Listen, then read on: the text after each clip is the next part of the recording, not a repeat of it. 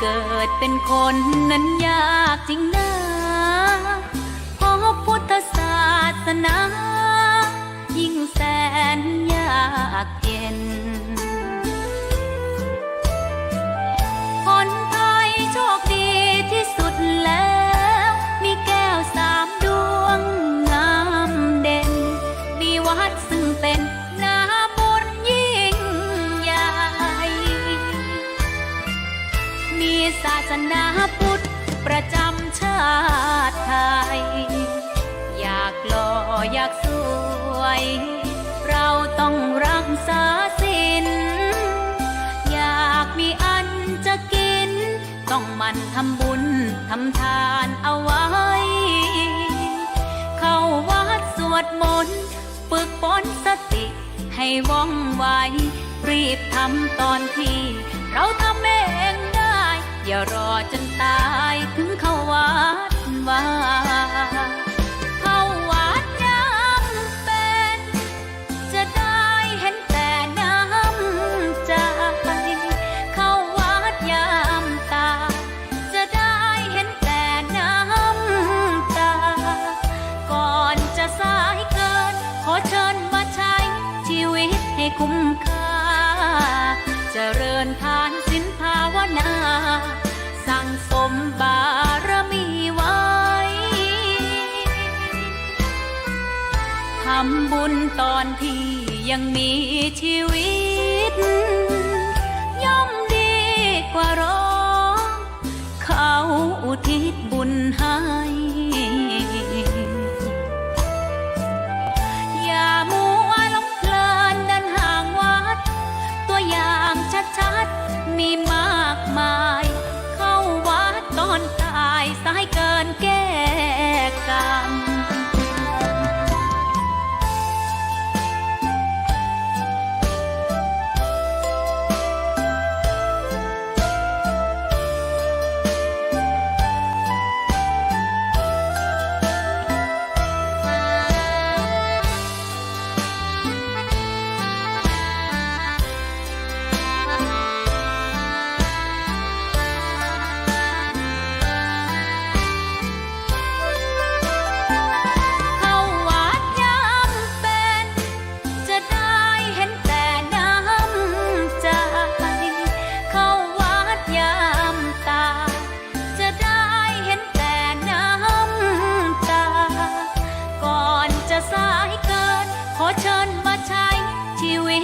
คุ้มค่าเจริญทานศีลภาวนาสั่งสมบารมีไว้ทำบุญตอนที่ยังมีชีวิตย่อมดีกว่ารอเขาอุทิศบุญให้อย่ามัวหลงเพลินเดินห่างวัดตัวอย่างชัดๆมีมากมายเข้าวัดตอนตายสายเกินแก้กรรมเข้าวัดยามเป็นผลบุญหนุนนำเข้าวัดยามเป็นจะได้เห็นแต่น้ำใจเข้าวัดยามตายจะได้เห็นแต่น้ น้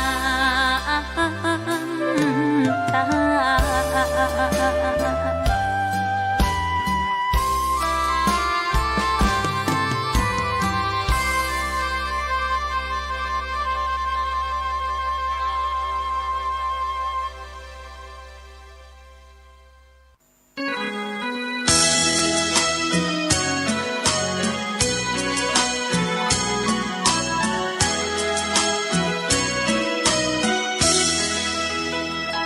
วิ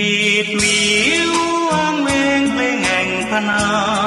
วัดดอยโซฟางเสียดฟ้าอยากหาผู้ใดกลายคลำพระเนรผู้น้อยตามรอยแห่งพุทธประธรรมหลวงพ่อเจ้าคุณนุนน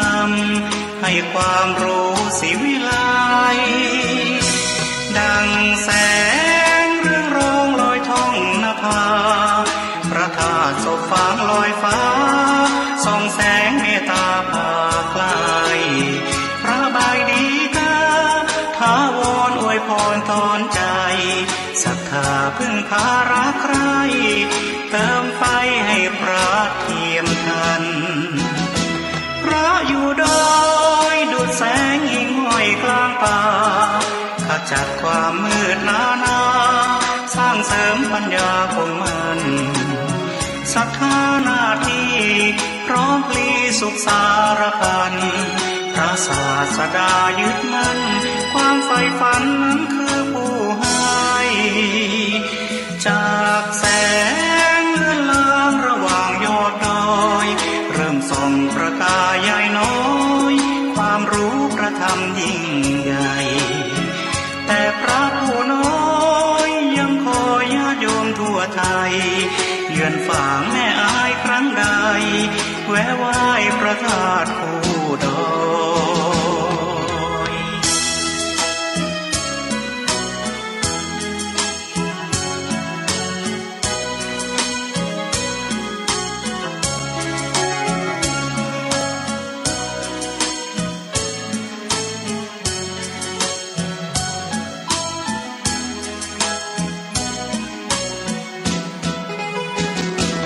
พระอยู่ดอยดุจแสงหิ่งห้อยกลางป่าขจัดความมืดหนาสร้างเสริมปัญญาคงมันศรัทธาหน้าที่พร้อมพลีสุขสารพันพระศาสดายึดมั่นความใฝ่ฝันนั้นคือผู้ให้จากแส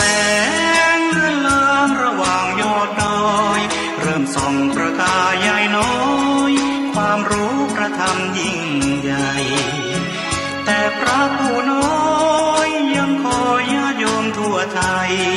เยือนฝั่งแม่อายครั้งใดแวะไหว้พระธาตุผู้ดอย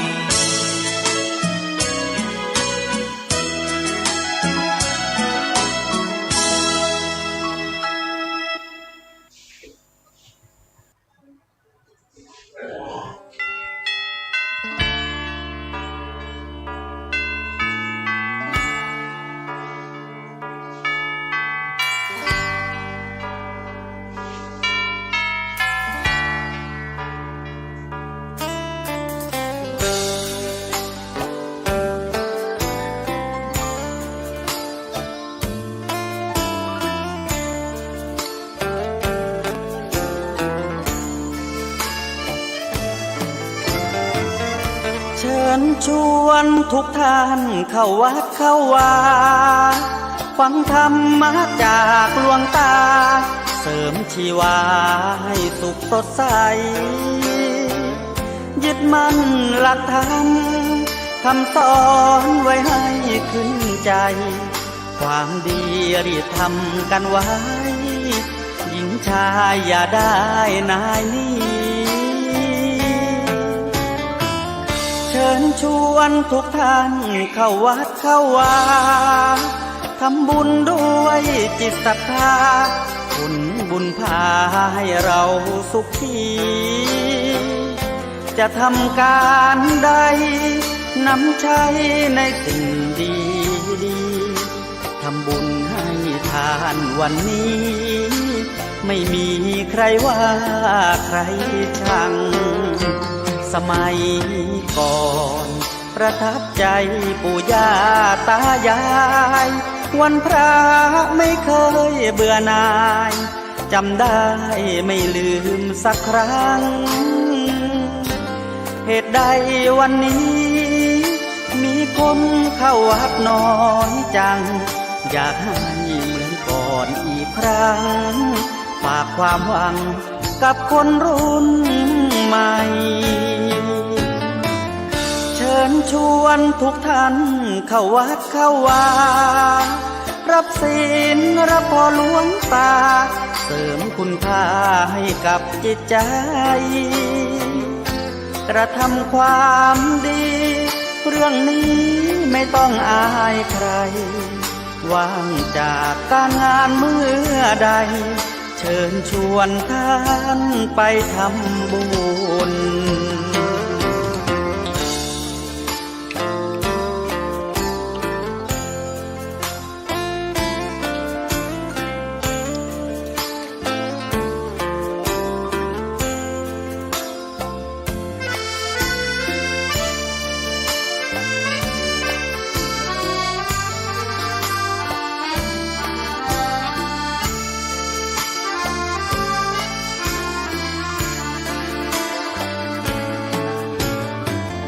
เชิญชวนทุกท่าน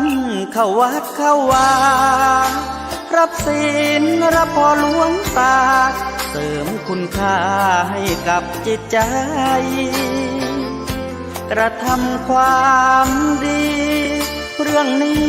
ไม่ต้องอายใครว่างจากการงานเมื่อใดเชิญชวนท่านไปทำบุญกระทำความดีเรื่องนี้ไม่ต้องอายใครฝากเพลงเชิญชวนยิ่งชายอย่าอายเรื่องการทำบุญ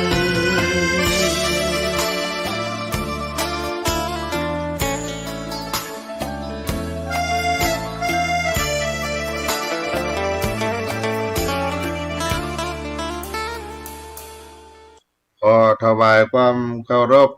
พระมหาเถรานุเถระครูบาอาจารย์เจ้าทั้งหลายทุกตนทุกองค์เจริญสุขเจริญธรรม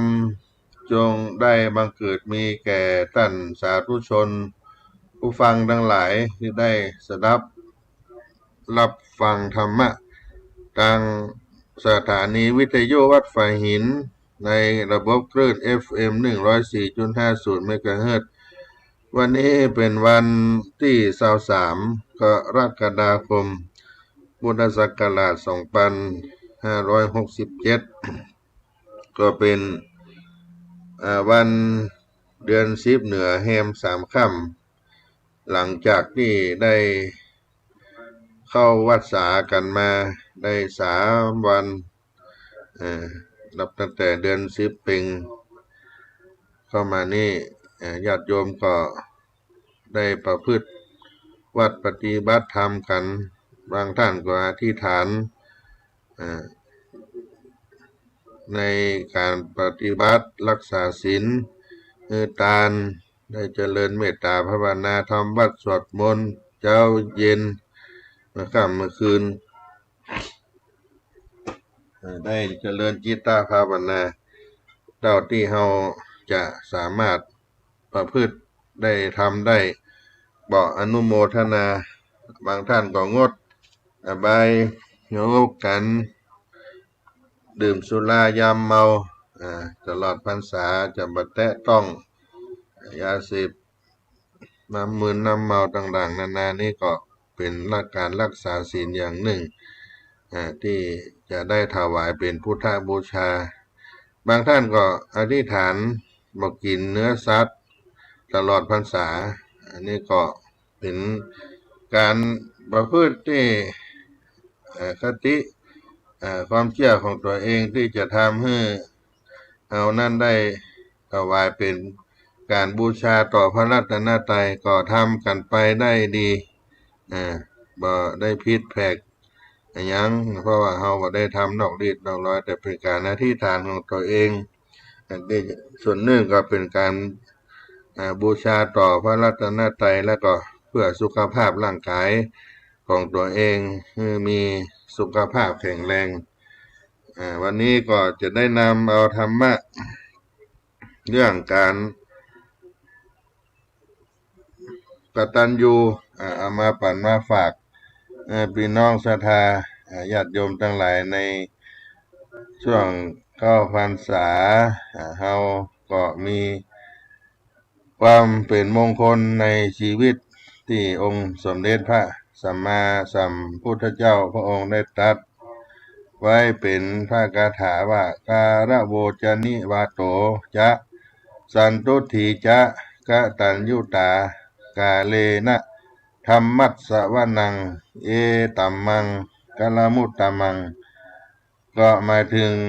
ความเคารพคือการแสดงออกซึ่งความเป็นผู้รู้จักคุณค่าและความสำคัญของคนนี่ประการหนึ่งนิวาโตได้แก่ความสุภาพอ่อนน้อมถ่อมตนอีกประการหนึ่งความสันโดษคือพึงพอใจในสิ่งที่เราทำมาหาได้โดยสุจริตอีกประการหนึ่งและกตัญญูตาความเป็นผู้มีความกตัญญูอีกประการหนึ่งครับการได้ฟังธรรมะตามกาล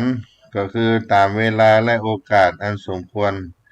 นี่อีกประการหนึ่งทั้งหมดนี้ก็เป็นมังคละมงคลอันประเสริฐสูงสุดคือว่าเมื่อใครคนใดได้ประพฤติปฏิบัติตามแล้วก็ย่อมได้รับผลเป็นความสุขความเจริญในชีวิตคาถาทั้ง7ที่ได้กล่าวไปโดยเฉพาะกตัญญูตาซึ่งแปลความว่าความเป็นผู้มีกตัญญูก็เป็นมงคลนั้นประเสริฐสำหรับผู้มีความกตัญญูนั้นก็กู้กับการที่บุคคลได้ทำบุปการะมีคุณความดีแก่เฮามาก่อนความกตัญญูนี้ก็จึงกู้กับความดีหมายความว่าเมื่อมีผู้ที่ทำคุณความดีแก่เฮาก็รู้จักและลึกถึงพระคุณของเปิ้นผู้มีพระคุณแล้วเฮาก็คิดการกระทำในการตอบแทนคุณต่อผู้มีคุณมีพระคุณในโอกาสอันควรตามสติกำลังตามสติปัญญาความรู้ความสามารถกำลังทราบของเฮาก็ได้กล่าวถึงในคุณธรรมในข้อผู้มีความกตัญญูนี้ก็ต้องควบคู่กับบุคคลที่ทำความดีคืออุปการะคุณต่อเฮาควบคู่กันไปทั้งสองประเภทนี้ล้วนเป็นบุคคลที่หาได้ยากยิ่งซึ่งจะกล่าวโดยย่ออีกครั้งหนึ่งก็คือว่าบุคคลที่เป็นคนดีที่หาได้ยากนั้นมีอยู่2ประเภทที่1ก็ชื่อว่าปุพพกาลีคือบุคคลที่ทำบุปการะหรือกตัญญูคุณแก่ผู้อื่นก่อนอีกประเภทหนึ่งก็คือกตัญญูกตเวทีได้แก่บุคคลผู้รู้อุปการะคุณที่ท่านได้ทำไว้แล้วและได้ตอบแทนคุณท่านตามโอกาสอันควรและตามสติปัญญาสามารถกำลังตนทรัพย์ตนมีเท่าใด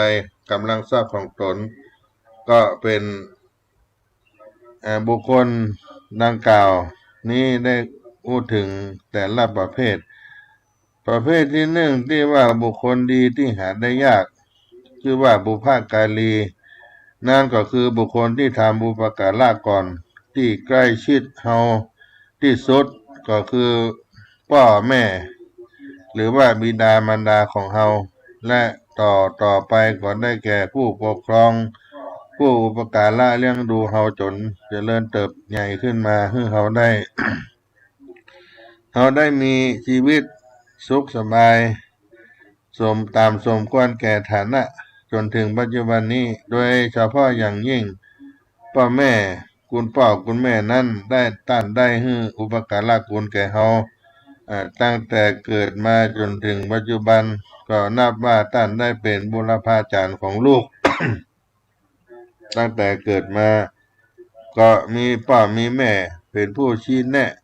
แนะนำให้เรารู้จักการดำเนินชีวิตการนั่งการเที่ยวการยืนการนอนการกินรับประทานอาหารเหล่านี้เป็นต้นและท่านได้อุปการะแก่ชีวิตของลูกทุกอย่างทุกประการด้วยความมุ่งหวังเพียงว่าให้ลูกได้มีความสุขบ่ให้เป็นไปในทางที่ทุกข์ร้อนเพราะฉะนั้นท่านก็จึงเป็นผู้มีคำแนะนำสั่งสอนแก่เฮาว่าสิ่งนี้หรือความปฏิบัติอย่างนี้ดีหรือบ่ดีถ้าบ่ดีก็อย่าทำเพราะจะนำไปเป็นโทษเป็นทุกข์คือความเดือดร้อนต่างๆนั้นนะให้เฮาหรือทางนี้เป็นทางดีก็ให้ทำเพื่อความเจริญรุ่งเรืองความสุขคำแนะนำสั่งสอนวิธีการปฏิบัติตนการอยู่ร่วมกับสังคมให้ดีด้วยเป็นระเบียบแบบแผนมีในมีศีลมีธรรมเหล่านี้เป็นต้นอันนี้เป็นแนวทางที่เปิ้นให้เราได้สั่งได้สอนแก่เฮานั่นทั้งหลายนอกจากนั้นคุณพ่อคุณแม่ของเฮาก็เป็นบูรพาเทพของลูกคอยดูแลคุ้มครองป้องกันทุกทิศทุกทางลูกจะไปอยู่ที่ใดจะทำอย่างใดทำดีก็ชมเชยทำบ่ดีก็ตำหนิติฉินก็คอยคุ้มครองป้องกันอยู่ตลอดเวลาอีกอย่างหนึ่งก็เป็นพรหมของลูกประการหนึ่งคือว่ามีความเมตตาปรารถนาให้ลูกมีความสุขมีความกรุณาคือปรารถนาให้ลูกว่ามีความทุกข์ความเดือดร้อนร้อนใจถ้าว่าเป็นความทุกข์แล้วพ่อแม่ก็จะรับไว้เองเสียได้ก็จะทำความยินดีทำด้วยความยินดีอย่างนี้เป็นต้นนอกจากนั้นพ่อแม่ก็เป็นดังพระอรหันต์ของลูก ก็คือว่าเมื่อลูกกระทำดีต่อพ่อแม่ลูกคนนั้นก็จะมีแต่ความเจริญถ้าลูกคนใดกระทำความบดีแก่พ่อแม่ลูกคนนั้นก็หาความเจริญบ่ได้เพราะเหตุใดเพราะเจตนาอันบริสุทธิ์อันจริงใจของพ่อแม่ที่มีต่อลูกนั้นก็เปรียบได้ดังพระอรหันต์จึงชื่อว่าเป็นพระอรหันต์ของลูกนอกจากนั้นผู้มีอุปการะคุณแก่เฮาที่ห่างออกไปก็ได้แก่คุณครูอาจารย์นี่ว่าสำหรับคฤหัสถ์ของผู้ครองเรือนตลอดไปถึงพระภิกษุสามเณรก็มีพระอุปัชฌาย์อุปัชฌายะอาจารย์เป็นผู้สอนและไปถึงญาติมิตรผู้บังคับบัญชาและสูงสุดของชีวิตคฤหัสถ์ก็คือประชาชนทั้งปวงนั้นก็ได้แก่เท้าพญามหากษัตริย์ผู้ทรงตรัสปิฎราชธรรมและมหาราชินีผู้ปกครองผู้บริหารประเทศมีเจตนาบริสุทธิ์ยุติธรรมเป็นต้นและก็ยังมีสูงที่สุดยิ่งขึ้นไปคือพระรัตนตรัยนั่นก็คือคุณแห่งพระพุทธเจ้าพระธรรมพระสงฆ์ซึ่งถ้าจะกล่าวแต่เฉพาะคุณขององค์สมเด็จพระสัมมาสัมพุทธเจ้านั้นก็หันได้ชัดเจนว่าพุทธองค์ได้ตรัสรู้อริยสัจสี่ด้วยพระองค์เองเมื่อทรงรู้แจ้งในความจริงอย่างประเสริฐสี่ประการก็คือในเรื่องทุกข์ในเรื่องของเหตุแห่งทุกข์ในเรื่องสภาวะที่ทุกข์ดับเพราะเหตุดับในเรื่องของหนทางที่ปฏิบัติเพื่อพ้นจากทุกข์อย่างถาวรแล้วก็บ่ทรงเก็บงำไว้แต่ผู้เดียวพระองค์บ่ทรงนึกถึงแต่เพียงความสันติสุขของพระองค์แต่ผู้เดียวแต่พระองค์ก็ประกอบด้วยพระเมตตากรุณาต่อสัตว์โลกทั้งหลายจึงได้ทรงสั่งสอนพระสัจธรรมนั้นแก่สัตว์โลกเพื่อให้สัตว์โลกทั้งหลายรู้แจ้งเห็นจริงตามพระองค์และประพฤติตามพระองค์นำตนไปสู่ความสุขความเจริญมาไปในทางเสื่อม และสามารถบ่ไปในทางเสื่อมที่เป็นโทษที่เป็นความทุกข์เดือดร้อนความดีสูงสุดก็คือว่าเมื่อปฏิบัติตามพระสัทธรรมของพระองค์สมเด็จสัมมาสัมพุทธเจ้าแล้ว สามารถที่จะปฏิบัติได้ถึงมรรคผลนิพพานที่สุดแห่งทุกข์ทั้งปวงและเป็นบรมสุขได้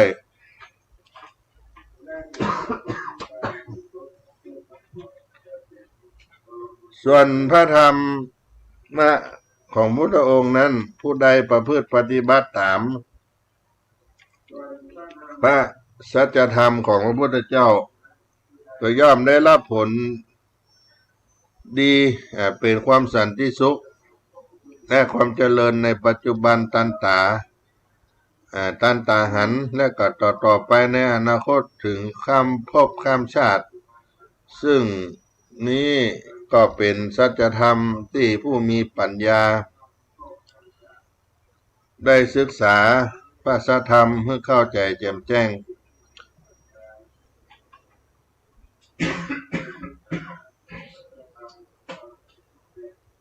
แล้วก็ได้ปฏิบัติตามแล้วย่อมได้รับผลดีตามพระสัจธรรมของพระพุทธองค์ในปัจจุบันในธรรมะนั้นทันที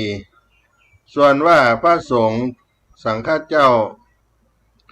ก็เป็นผู้ที่ศึกษาปฏิบัติธรรมตามพระสัทธรรมของพระพุทธเจ้าได้รับผลดีได้รับประสบการณ์ที่ดีได้รับปัญญาอันหันแจ้งอย่างใดก็นำเอาพระสัทธรรมพร้อมด้วยผลของการปฏิบัติและประสบการณ์นี้จากการปฏิบัตินั้นสืบต่อก็คือว่าได้ถ่ายทอดสั่งสอนต่อกันมาคือพระสัทธรรมของพระพุทธเจ้าดำรงคงอยู่เป็นประโยชน์แก่สาธุชนประชาชนหมู่ใหญ่มาจนตราบถึงทุกวันนี้ก็นับว่าเป็นผู้ทำอุปการะคุณอย่างสูงสุดอย่างสูงยิ่งของชีวิตของสัตว์โลกผู้มีปัญญาผู้มีบุญบารมีและมีปัญญา เมื่อได้สดับพระสัทธรรมของพระพุทธเจ้าปฏิบัติตามแล้วก็ย่อมได้รับผลอันเป็นความดับทุกข์เป็นความสันติสุขได้แท้จริงเฉพาะสมเด็จพระสัมมาสัมพุทธเจ้าซึ่งถ้าจะว่าก็ครอบคลุมไปถึงพระธรรมเจ้าพระสงฆ์เจ้านั้นทรงเป็นบรมครูของหมู่มนุษย์เทวดาผู้ปรารถนาความสิ้นทุกข์ความดับทุกข์สิ้นทุกข์ความสันติสุขพระพุทธเจ้าพุทธองค์ทรงเป็นที่เปิ้งของชาวโลกผู้มีปัญญาและสมาธิที่ด้วยประการนี้ก็ว่าพระผู้มีอุปการะคุณที่ประเสริฐสูงสุดในชีวิตของสัตว์โลกทั้งหลายเฉพาะประชาชนพุทธศาสนิกชนเฮาท่านทั้งหลายเราผู้มีอุปการะสูงสุดต่อประชาชนชาวไทยทั้งประเทศรวมทั้งชาวต่างประเทศที่มาพึ่งพระบรมโพธิสมภารก็คือพระบาทสมเด็จพระเจ้าอยู่หัวผู้ทรงคุณอันประเสริฐผู้ทรงทศพิธราชธรรมของเฮานี้พร้อมด้วยพระบรมราชินีผู้มีอุปการะคุณนั้นยิ่งใหญ่เป็นที่พึ่งของพระสงฆ์นิกรชาวไทยทั้งปวงทีนี้บุคคลที่หาได้ยากอีกประการหนึ่งน่าเป็นประเภทที่สองที่ชื่อว่ากตัญญูกตเวทีนั้นผู้ที่รู้คุณและลึกถึงคุณรู้ในพระคุณและตอบแทนพระคุณท่านผู้มีหรือผู้ให้อุปการะคุณแก่ตนตามโอกาสนั้นควรตามกำลังสติปัญญาความสามารถตามกำลังทรัพย์ผู้ที่ประกอบด้วยคุณธรรมนี้เป็นผู้มีความกตัญญูกตเวทิตาธรรมนี้ได้ชื่อว่าเป็นคนดีเพราะความกตัญญูกตเวทิตาธรรมเป็นเครื่องหมายของคนดีดังที่องค์สมเด็จพระสังฆราชสาเพิ่นได้ประพันธ์เป็นภาษาบาลีว่านิมิตังสาธุรูปานังกตัญญูกตเวทิตา ความกตัญญูกตเวทีเป็นเครื่องหมายของคนดี นี่แหละท่านทั้งหลายคนดีอย่างนี้ไผ่ๆก็อยากคบหาสมาคมด้วยอยากใกล้ชิดสนิทสนมเป็นมิตรสหายเป็นมิตรสหายตัวใครมีลูกมีหลานอย่างนี้ย่อมเป็นที่ชื่นอกชื่นใจของพ่อแม่ไปมีบริษัทบริวารผู้อยู่ใต้บังคับบัญชาอย่างนี้มีมิตรสหายอย่างนี้ย่อมสบายใจได้เพราะว่าบุคคลที่มีความกตัญญูกตเวทีตาธรรมนี้จะอยู่แห่งหนตามบนใดก็บ่มีความตกต่ำจะมีแต่คนมาช่วยเหลือเกื้อกูลอุดหนุนให้ความอุปการะด้วยความเต็มใจด้วยความสนิทใจด้วยความไว้วางใจเขาจะระลึกถึงบุปการะคุณของเฮาเขาจะตอบแทนคุณเฮาในโอกาสอันสมควรตามฐานะเพราะฉะนั้นบุคคลผู้มีคุณธรรมเช่นนี้จึงมีแต่ความเจริญรุ่งเรืองสันติสุขยิ่งขึ้นไปไม่มีตกต่ำเพราะได้รับความคุ้มครองรักษาในทุกที่ในทุกสถานแม้แต่เทพยดาอารักษ์ก็ยังคงอนุโมทนาสาธุการและให้ความอารักขาคุ้มครองตามฐานะดังที่คนโบราณเขามากล่าวกันว่าคนดีผีคุ้มก็คือคนดีนั้นมีเทวดาที่ยังช่วยปกปักรักษานี่ก็เป็นสิ่งที่เราได้ทราบได้รู้แล้วก็ในปีนี้ตัวเป็น ปีมหามงคลที่พระบาทสมเด็จพระเจ้าอยู่หัวทรงเจริญพระชนมายุ6 รอบ72 พรรษาเฮาพระสงฆ์นิกรชาวไทยก็ควรกระทำความกตัญญูกตเวทิตาธรรมถวายพระองค์ท่านตั้งใจทำคุณงามความดีประกอบสัมมาอาชีวะละเว้นความชั่วทำความดีจิตใจให้บริสุทธิ์ผุดผ่องถวายเป็นพระราชกุศลแด่พระองค์ท่านแม่ผู้เป็นพ่อแม่ก็จงรำลึกถึงคติธรรมของพระองค์ท่านที่ทรงเมตตาให้กับพ่อแม่ทั้งหลายสอนระเบียบวินัยให้ลูกเหมือนกับสร้างวินัยให้ชาติก็คือระเบียบวินัยต้องเริ่มต้นที่บ้านพ่อแม่เป็นคนดีมีศีลธรรมมีระเบียบที่ดีเป็นปกติแล้วลูกหลานก็จะได้ทำตามและก็มันดูแลแนะนำระเบียบวินัยให้ลูกให้หลานทั้งสอนทั้งปฏิบัติตามในวินัยที่ดีก็เป็นตัวอย่างที่ดีแก่ลูกแก่หลานของคนในชาติบ้านเมืองให้ได้มีวินัยที่ดีและก็พ่อแม่ก็เป็นคนดีมีระเบียบวินัยมีศีลมีธรรมซื่อสัตย์สุจริตแบบเบียดเบียนผู้อื่นทั้งโดยทางตรงทางอ้อมโดยส่วนตัวส่วนรวมของประเทศชาติระเบียบวินัยที่เริ่มต้นด้วยดีก็คือเริ่มจากที่บ้านในครอบครัวเกิดขึ้นก่อนก็จะเป็นระเบียบวินัยของคนในประเทศชาติบ้านเมืองต่อไปซึ่งนี่ก็คือความประสงค์ของพระบาทสมเด็จพระเจ้าอยู่หัวทรงเป็นผู้ประทานคติธรรมให้กับประชาชนทั้งหลายได้เป็นแนวทางการประพฤติความดีงามดำเนินชีวิตไปสู่ความเจริญรุ่งเรือง สันติสุขทำความดีละเว้นความชั่วทั้งปวงท่านสาธุชนทั้งหลายคงจะเข้าใจความชั่วคืออย่างใดความชั่วนั่นก็ได้แก่การประพฤติในทางกายวาจาใจที่มีผลให้เป็นโทษเป็นความทุกข์เป็นความเดือดร้อนทั้งแก่ตนเองและแก่คนอื่นและก็มีผลทำให้จิตใจประกอบด้วยกิเลสตัณหาอุปาทานถ้าเราอู้กันอย่างง่ายๆก็คือว่าทำจิตใจให้เศร้าหมองด้วยกิเลสและผลของความชั่วดังกล่าวนั้นก็จะติดตามเพื่อหันผลเป็นปัจจุบันและต่อไปในอนาคต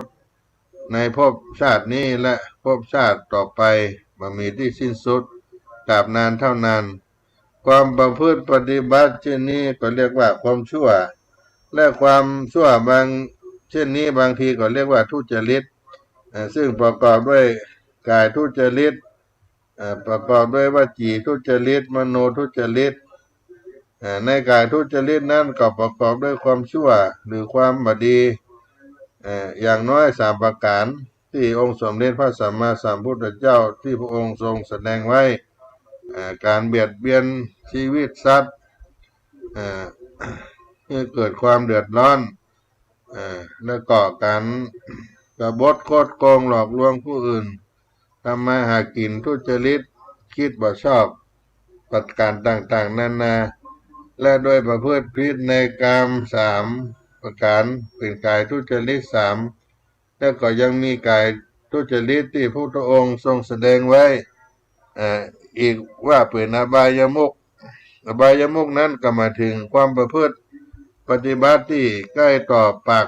ทางแห่งความชิบหายอู้กันง่ายๆก็คือว่าเมื่อปฏิบัติแล้วใกล้ต่อหรือดำเนินเข้าไปสู่ความชิบหายได้แก่หลงติดอยู่ในเส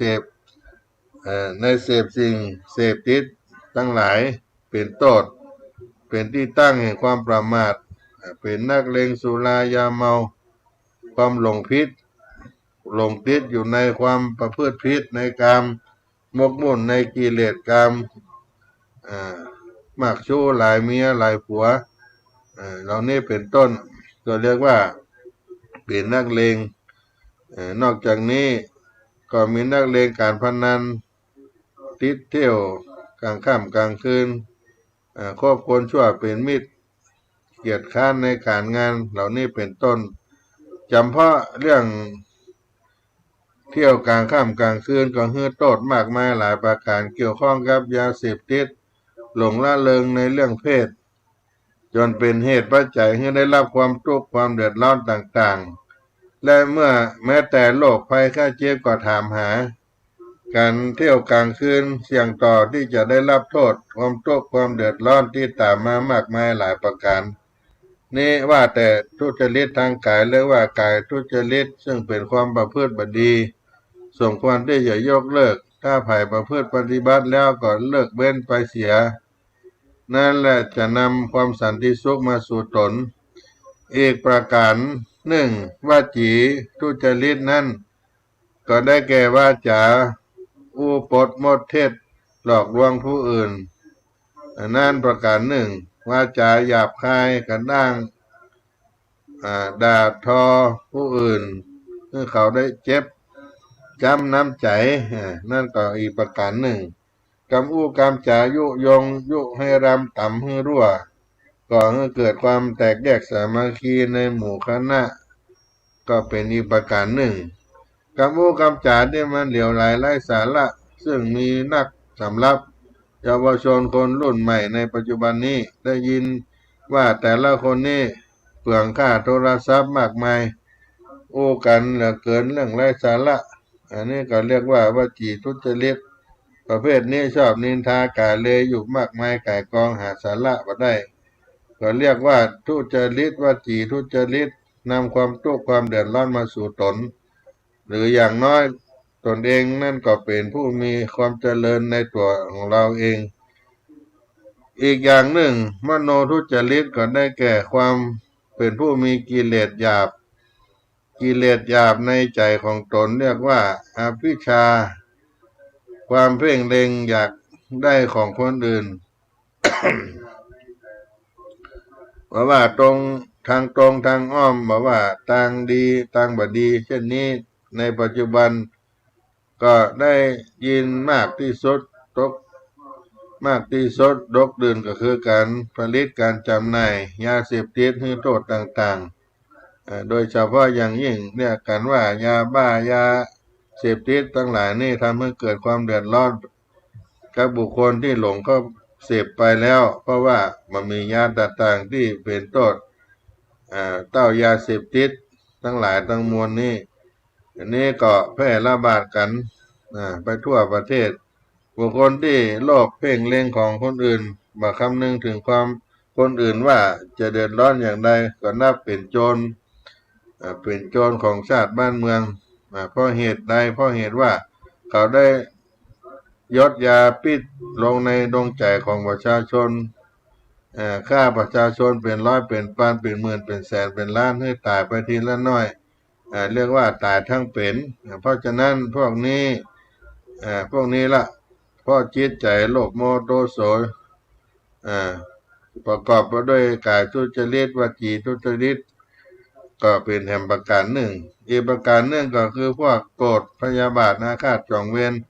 เหล่านี้เป็นต้นก่อนนับว่าเป็นมโนทุจริตส่วนประการที่สามนั้นได้แก่โมหะความหลงมโหบาปบุญคุณโทษตามความเป็นจริงก็โดนจิตโดนใจให้คิดพิษนูพิษหันพิษทำพิษอู้พิษนำคนอื่นพิษแล้วก็ลงตามคนอื่นพิษไปอย่างนี้ก็เรียกว่ามโนทุจริต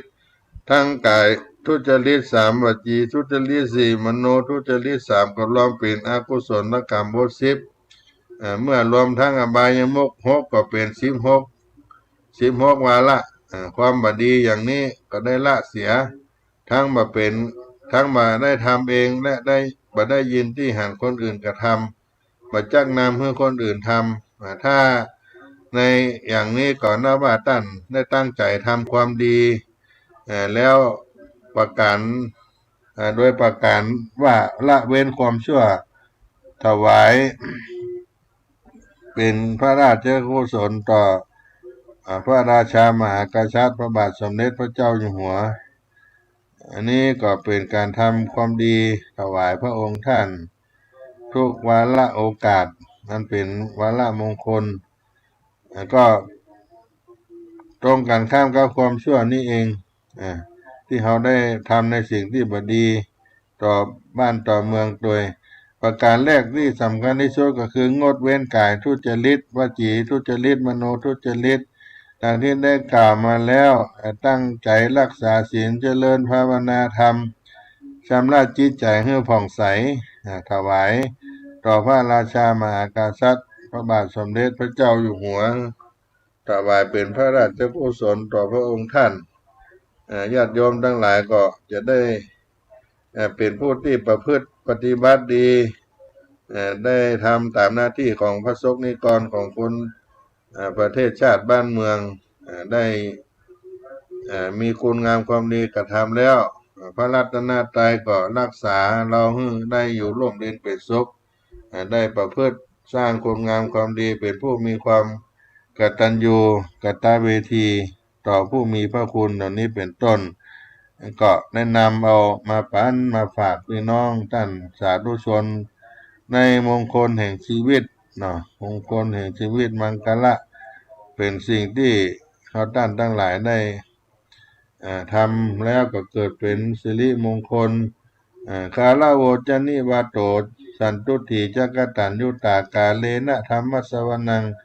เอตัมมังคลมุตตมังการได้ฟังธรรมมีอานิสงส์คือคนฟังได้ฟังในสิ่งที่ยังไม่เคยฟังมาก่อนผู้ฟังเข้าใจสิ่งที่เคยได้ฟังมามันชัดเจนยิ่งขึ้นและก็เป็นที่ให้ผู้ฟังได้คลายความสงสัยที่คลายความสงสัยคนฟังได้หันถูกต้องตามครองธรรมแห่งพระพุทธเจ้าและก็เป็นผู้มีจิตผ่องใสสามารถหลุดพ้นจากความครอบงำของกิเลสตัณหาได้อันนี้ กาเลนะธรรมสวนังการฟังธรรมก็เป็นมังคละมงคลอันสูงสุดเหมือนกันได้นำเอามาปันมาฝากพี่น้องท่านสาธุชนพุทธบริษัททั้งหลายใน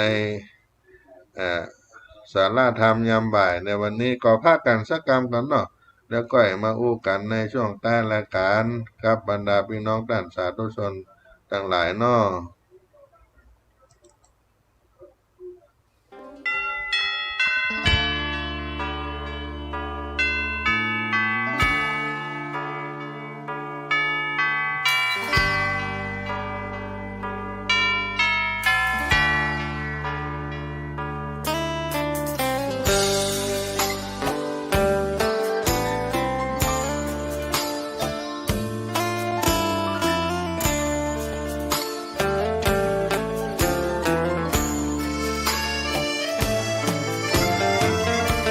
ญชวนทุกท่านเข้าวัดเข้าวา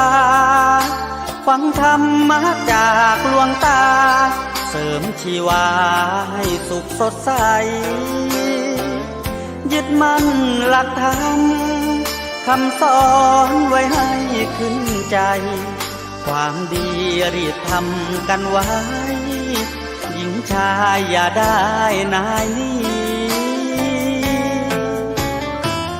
เชิญชวนทุกท่านเข้าวัดเข้าวาทำบุญด้วยจิตศรัทธาบุญพาให้เราสุขีจะทำการใดนำใช้ในสิ่งดีทำบุญให้ทานวันนี้ไม่มีใครว่าใครชังสมัยก่อนประทับใจปู่ย่าตายายวันพระไม่เคยเบื่อหน่ายจำได้ไม่ลืมสักครั้งเหตุใดวันนี้มีคนเข้าวัดน้อยจังอยากให้เหมือนก่อนอีกครั้งฝากความหวังกับคนรุ่นใหม่เชิญชวนทุกท่านเข้าวัดเข้าวารับศีลรับพรหลวงตาเสริมคุณค่าให้กับจิตใจกระทำความดีเรื่องนี้ไม่ต้องอายใครว่างจากการงานเมื่อใดเชิญชวนท่านไปทำบุญ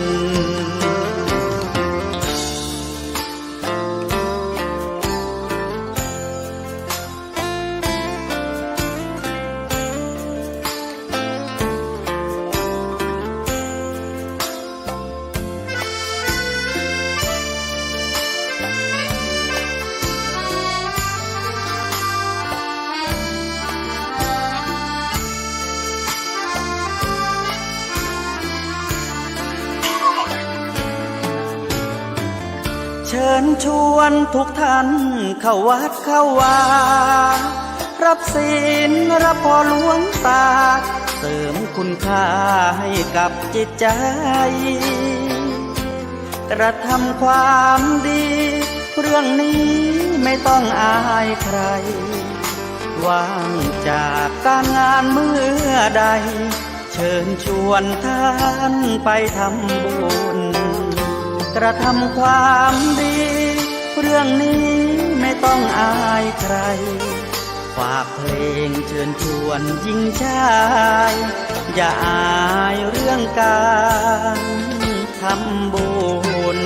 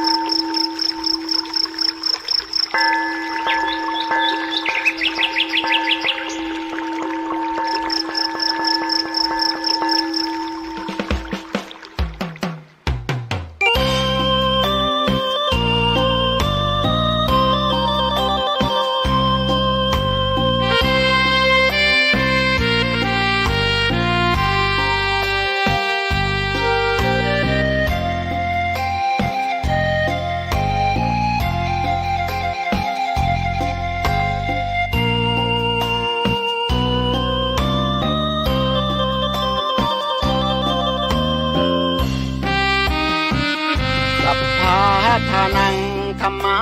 ทานังชินาติ ภาษาบาลี ก็มาถึงช่วงท้ายรายการกับบรรดาสาธุชนพุทธบริษัททั้งหลายอาตมาภาพก็ไปรับโทรศัพท์ จากสหธรรมิกที่อยู่จังหวัดน่านเพิ่นได้โทรมาถามข่าวคราวก็ภาคให้พี่น้องด้านคนฟังได้ฟังคีตาธรรมเสียงเพลงธรรมะ ก็ใกล้จะหมดเวลาการละนี้ไปก็ฝากธรรมะเอาไว้ในช่วงต้นรายการคือกับพี่น้องท่านสาธุชนผู้ฟังทั้งหลายก็ก้อยมาป้ากันแถมวาระหนึ่งเมื่อค่ำยามเย็นเนาะเวลาเสียงธรรมวัดสลีโสดาพระอารามหลวงจังหวัดเชียงใหม่ก็ขอให้ทุกท่านได้ร่มเย็นเป็นสุขได้ประพฤติปฏิบัติธรรมในช่วงเข้าพรรษา ได้ถวายเป็นพุทธบูชาถวายต่อพระรัตนตรัยก็เกิดความเป็นมังคละมงคลในชีวิตของเราทุกท่านทุกคนจัตตารโอธรรมาวัฏันติอายุวันโนสุขังพลัง